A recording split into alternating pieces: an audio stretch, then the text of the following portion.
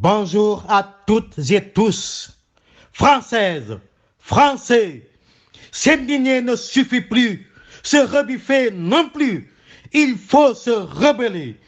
Se rebeller non pas contre un homme ou une femme, mais contre tout un système qui n'arrête pas de nous broyer et est en train de parachever son œuvre destructrice en entamant le dernier coup de grâce devant nous achever.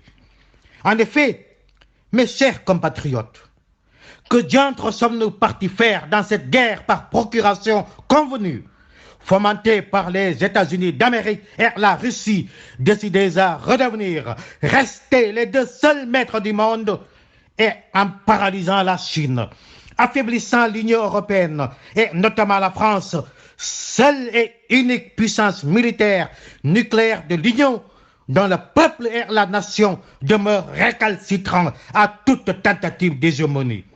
Ils ont entrepris de rendre la France à sa plus simple expression et ainsi disloquer l'Europe sans que personne ne bouge.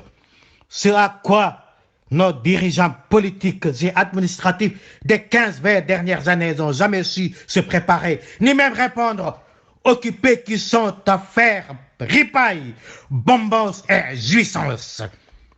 Rendons-nous compte que la France n'a plus d'agriculteurs, elle en cherche.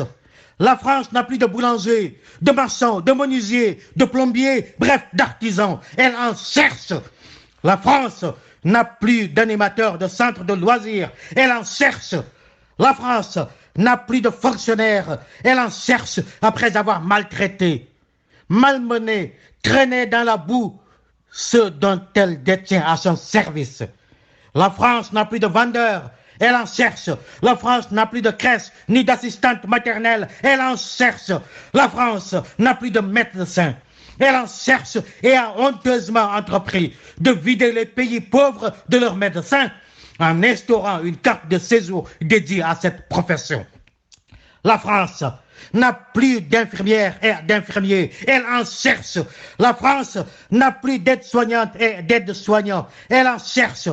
La France n'a plus d'enseignants à quelque niveau que ce soit, elle en cherche. Et bien entendu, la France n'a plus d'étudiants chercheurs, elle en cherche. La France n'a plus de conducteurs d'autobus et de camions, elle en cherche. La France n'a plus d'éboueurs, elle en cherche. La France n'a plus d'ingénieurs dans tous les domaines, notamment dans l'industrie lourde et celle nucléaire. Elle en cherche. La France est en passe de fonctionner au ralenti et peut-être même de s'arrêter ça et là par déficit d'énergie. Elle en cherche. La liste de tout ce dont la France n'a plus est longue. Au final, la France n'a plus rien, n'est plus rien, est réduit à un État fonctionnant comme une république bananière. Trop, c'est trop. Françaises, Français, la peur n'évite pas le danger.